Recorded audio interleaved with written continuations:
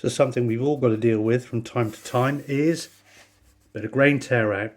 Now, a couple of the default ways you can deal with that is just hit that with a sander or scrapers, or you can just go ahead and use a normal hand plane.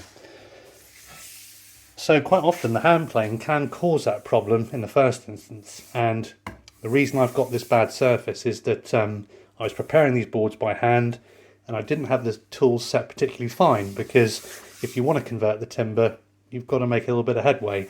And also this is a particularly nasty bit of board. You can see we've got that knot there with lots of swirly grain around it.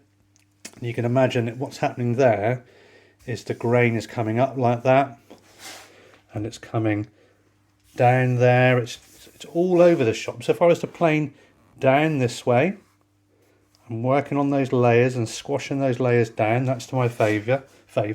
Here, same thing. If I'm working down here, that's fine.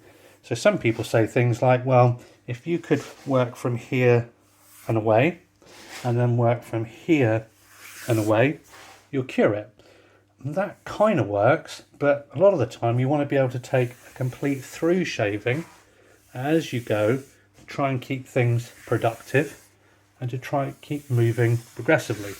Now you can also buy things like scraper planes, but they can be expensive, and maybe if you don't need them, then maybe try not having them. Now this technique can be a little bit of a fiddle, but so is anything worth learning. I doubt many people do their first dovetails and they're perfect first time round. So what we've got here is just a normal Bailey style plane, and you can see there just close to the edge it's just a little bit of plane iron projecting beyond the face of the cap iron. Now you see the size of my thumb, you see the amount of blade that's projecting in front. I have no idea how much is projecting, but it's not much. Simply in the instructions for most hand planes that you would find in, say, someone like Stanley's information, it says simply to keep the cap iron close and to keep the shavings light. That's all the information you're given. So it leads you to have to practice. It's not complete paint by numbers, but really woodworking isn't that way anyway. Any kind of craft or skill does take a little bit of practice. Like I said, if someone says cut to the waist side of a line, you know, does that happen straight away? Do you get the feel for that perfectly? Does your first joint fit exactly as you were expecting? If you're incredibly talented, maybe, but for most people, it takes a little bit of practice.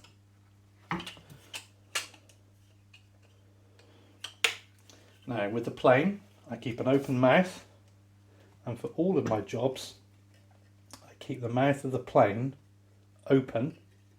I don't try and close down the frog for anything I do, because it just leads to more complications.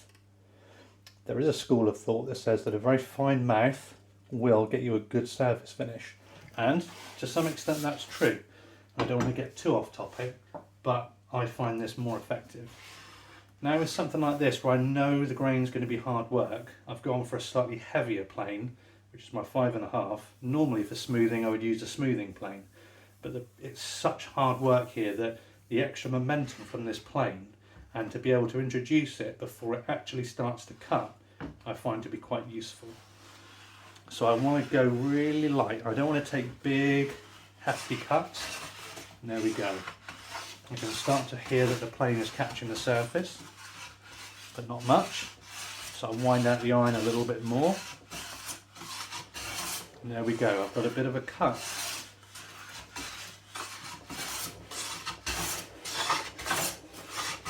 Start to work along that surface. You can see there about what I want to grab. You know, there's such a grain transition there that what works sweetly there becomes really cantankerous around here. So I might just lighten that off a little bit more. Normally if you're just having a bit of ripped grain, you wouldn't get this abruptness. So I've picked a particularly nasty bit to demonstrate this on.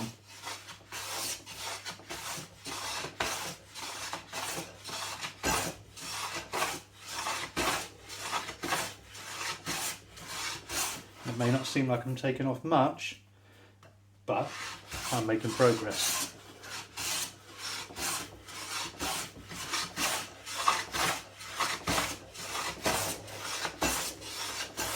This video might take a little bit longer than your average tips and tricks video.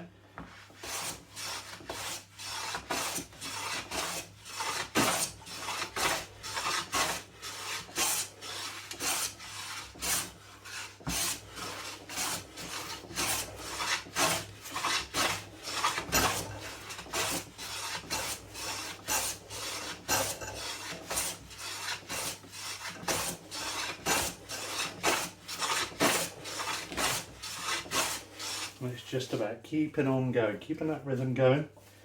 Don't be afraid to pause, lubricate the sole of the plane.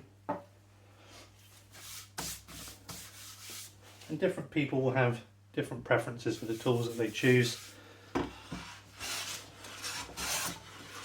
You don't have to use a 5.5 to do this like I'm doing. You could do it with a number 4, a number 3, 4.5, 5, 6, 7, 8, you know, do what you want. But we're really getting there now. Just some little bits there.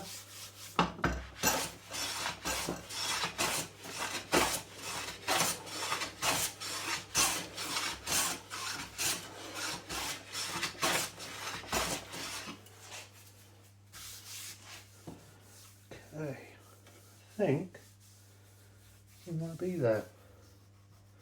Just a little bit more, just there, just there.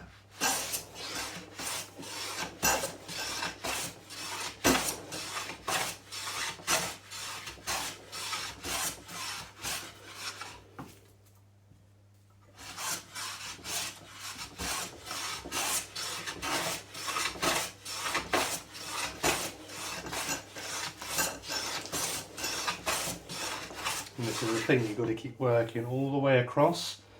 Just because you've got a localized problem here, it's not like being able to lean on an orbital sander, which is a good thing that you can't, because then you create a surface depression. It's nice to try and keep it as flat as possible.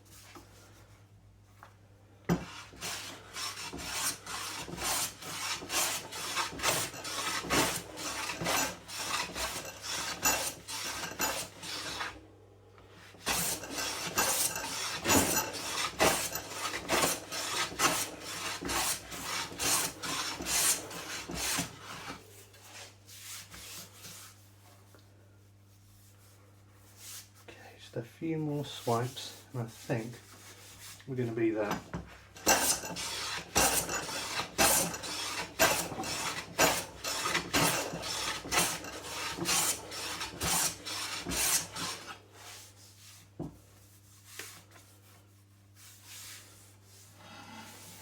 Okay, let's take a look.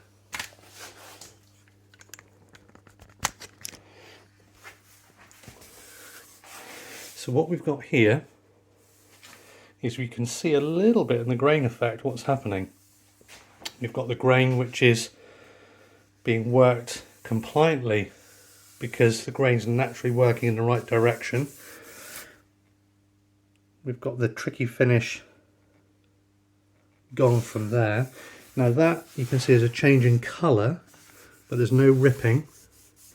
And here, when we approach, we were going into all of these layers, and these layers here, they all just want to lift, which is the problem.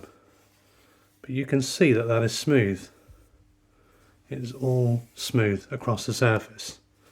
And the damage, which was caused by the plane coming this way, admittedly, once I'm past this, this is in my favour, but it's ironed out that problem. And you know, here, you just take a look at this piece of wood generally.